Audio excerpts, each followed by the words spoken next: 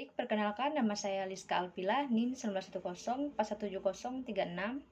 kelas pagi C, jurusan manajemen, hari atau tanggal Jumat 23 Juli 2021, mata kuliah Manajemen Pemasaran Internasional, dosen Adi Mursalin, SA, MM, CPHCM, CHRMP. Baik, di sini saya akan menjawabkan soal UAS. Untuk bagian yang A, soal yang pertama, apakah Anda selalu hadir dalam kuliah manajemen pemasaran internasional? Mengapa? Ya, saya hadir. Karena bagi saya, mempelajari manajemen pemasaran internasional itu perannya sangatlah penting dalam pertumbuhan dan perkembangan dalam ekonomi. Soal kedua, berapa kali Anda hadir dalam kuliah manajemen pemasaran internasional secara daring? Di sini ada 14 kali pertemuan. Untuk soal yang ketiga, apa yang saudara pelajari selama saudara belajar manajemen pemasaran internasional secara daring? Manfaat apa yang saudara peroleh mempelajari manajemen pemasaran internasional secara daring? Baik. Dari awal sampai akhir pertemuan kuliah secara daring, banyak yang dapat saya pelajari dari manajemen pemasaran internasional, yaitu salah satunya bagaimana kita dapat kerjasama dalam berbisnis, mempromosikan dan mengarahkan barang dan jasa perusahaan kepada pelanggan dari lebih satu negara untuk mendapatkan keuntungan. Sedangkan manfaatnya kita dapat mengetahui perkembangan bisnis negara lain. Kedua, mengetahui cara memperluas jaringan. Ketiga, mengenal kebijakan perdagangan. Keempat, mengetahui produk yang sesuai. Kelima, mengenal aktivitas bisnis internasional dan dapat mengembangkan perusahaan. Untuk soal yang keempat, apa tugas struktur yang diberikan oleh dosen saudara selama kuliah daring? Jelaskan tugas struktur Anda. Tugas yang diberikan dosen kepada mahasiswanya yaitu dapat mempelajari tentang manajemen pemasaran internasional dan dapat menjelaskan materi yang ada dengan memberikan tugas presentasi.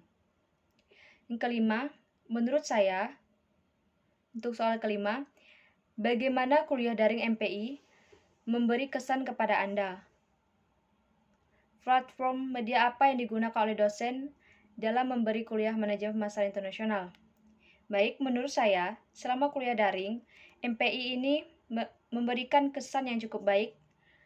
Dosen pun setiap kali pertemuan dapat menjelaskan materi dengan baik meski ada beberapa kendala selama perkuliahan berlangsung, seperti susahnya jaringan dan mahasiswa kehabisan kuota internet.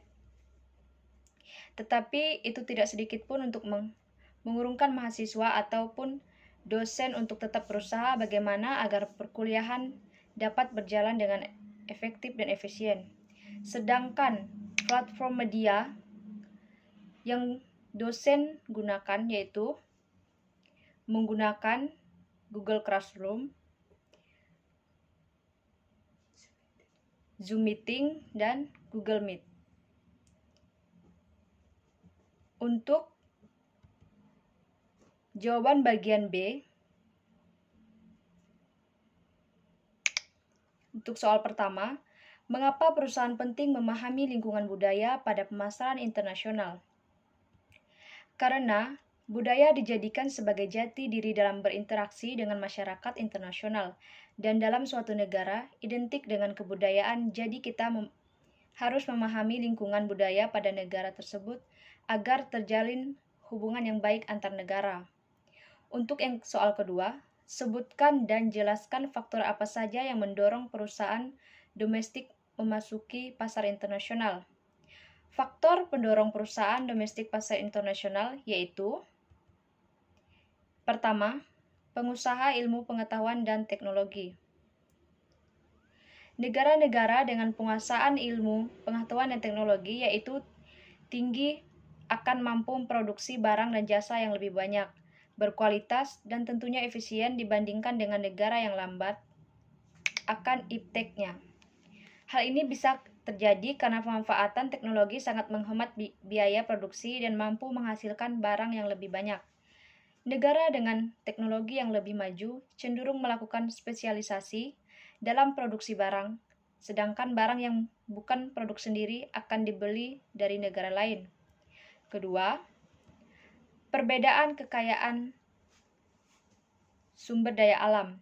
Setiap negara memiliki keadaan geografis yang berbeda-beda, sehingga perbedaan tersebut menjadikan setiap negara memiliki kekayaan sumber daya alam yang berbeda-beda pula.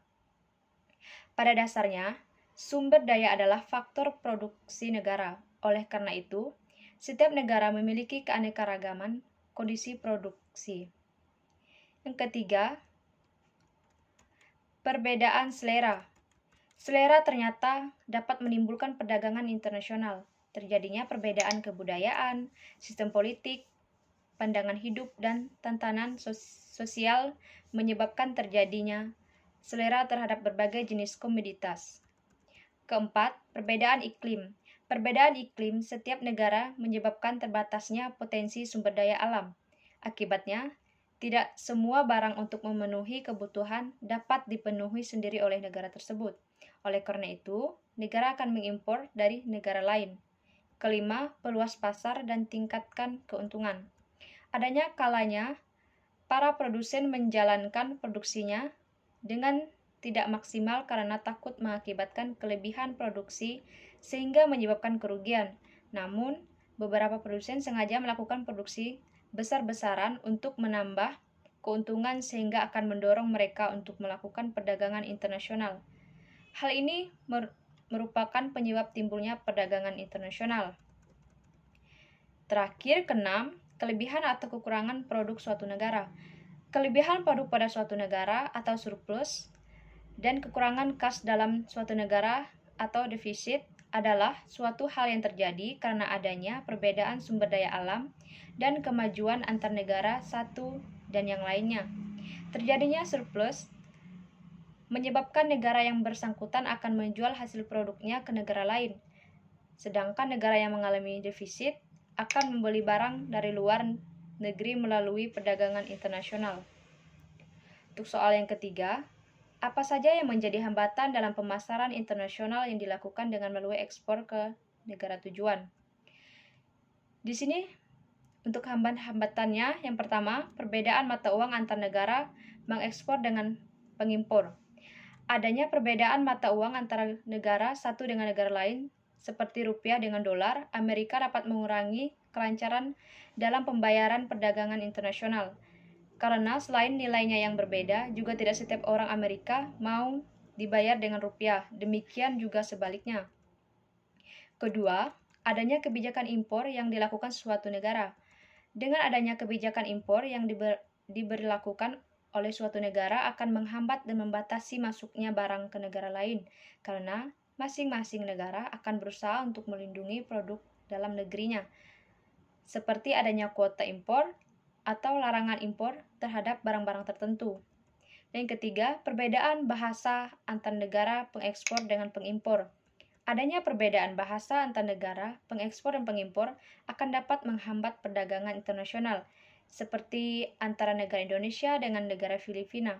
Baik importir maupun eksportir harus saling berkomunikasi dan saling mengetahui maksud dan keinginannya. Apabila ada kendala dalam komunikasi, maka transaksi perdagangan antar kedua belah pihak sulit terjadi. 4. Adanya pengenaan bea masuk yang tinggi. Untuk melindungi produksi dalam negeri dari produk luar negeri, maka setiap negara akan melakukan tindakan, salah satunya adalah dengan mengenakan bea masuk yang tidak terhadap produk luar negeri yang masuk ke dalam negeri. Hal ini dapat menghambat perdagangan antar negara. Kelima,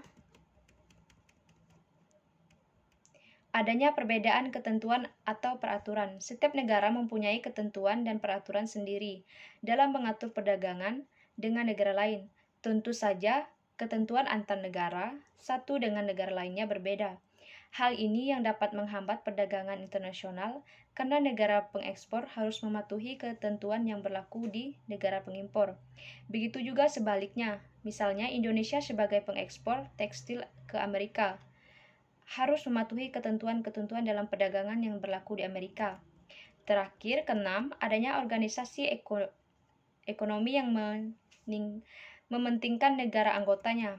Banyak organisasi ekonomi, baik regional maupun internasional, yang dibentuk untuk melindungi kepentingan dan memberikan keuntungan bagi anggotanya, sehingga hal ini dapat menjadi penghambat bagi negara lain yang bukan menjadi anggotanya dalam menjalankan perdagangan internasionalnya, misalnya ASEAN dan MI. Tentu saja, kebijakan ekonomi atau perdagangan yang dikeluarkan akan mementingkan dan menguntungkan anggotanya, seperti halnya pengenaan tarif impor yang tertinggi terhadap negara-negara yang bukan menjadi anggotanya, sedangkan dengan anggotanya sendiri dikenakan tarif impor yang relatif rendah bahkan dibebaskan. Ketujuh, proses dan prosedur ekspor-impor yang panjang dan lama. Adanya proses dan prosedur ekspor-impor yang panjang yang harus dilalui serta banyaknya persyaratan yang harus dipenuhi oleh eksportir maupun importir dapat menjadi penghambat dalam perdagangan internasional. Kedelapan, adanya perang yang dialami suatu negara dan perompak. Terjadinya perang dan keadaan yang kurang aman, baik di darat maupun di laut, dapat menjadi penghambat dalam perdagangan internasional, seperti terjadinya perang di negara Irak, banyaknya perompak di Selat Malaka, dan adanya konflik di negara lainnya, dapat menghalangi para pelaku dan perdagangan internasional untuk melakukan transaksi atau pengiriman barang ke negara lain. Untuk soal keempat, mengapa perusahaan harus mempelajari segmentasi pasar suatu negara? Tujuan pemasaran internasional. Karena segmentasi pasar dilakukan oleh suatu perusahaan dengan tujuan untuk meningkatkan pemasaran produk secara terarah. Selain itu, segmentasi pasar membantu pemanfaatan sumber daya yang dimiliki perusahaan menjadi lebih efektif dan efisien. Sedangkan di sini segmentasi pasar apa saja yang perlu dilakukan untuk mengetahui pelanggan potensial bagi produk perusahaan, yaitu segmentasi geografis, segmentasi harga, segmentasi media, segmentasi demografis, dan segmentasi waktu. Untuk jawaban bagian C berkenaan dengan video-video yang berkenan dengan manajemen pemasaran internasional. Setelah mahasiswa menonton video-video manajemen pemasaran internasional ini, mahasiswa diminta untuk menjelaskan judul video yang ditonton dan makna judul video tersebut menurut versi mahasiswa, teori-teori yang dijelaskan oleh pembicara dalam video tersebut, dan manfaat dan wawasan yang diperoleh setelah menonton video manajemen pemasaran internasional yang mahasiswa tonton. Di sini ada dua video. Untuk video yang pertama, berjudul Pemasaran Internasional dan Pemasaran Global. Istilah internasional dan global mengandung pengertian yang sama dan sering dipertukarkan satu dengan yang lainnya. Dan bahkan bagi para akademis, kedua istilah tersebut sering dianggap sama artinya.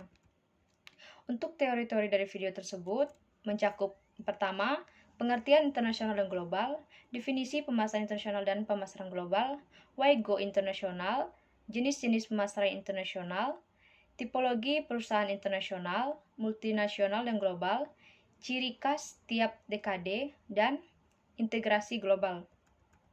Sedangkan manfaat dan wawasan yang dapat diperoleh dari video tersebut, yang pertama, kita dapat mengetahui pertumbuhan ekonomi, dapat meningkatkan pelaku usaha, menghasilkan produk yang lebih berkualitas, dapat meningkatkan selera masyarakat. Sedangkan untuk video yang kedua, berjudul Lingkungan Budaya dan Perilaku Konsumen dalam Pemasaran Global dan Bisnis Internasional. Lingkungan budaya merupakan faktor utama dalam membentuk program bauran pemasaran global perusahaan.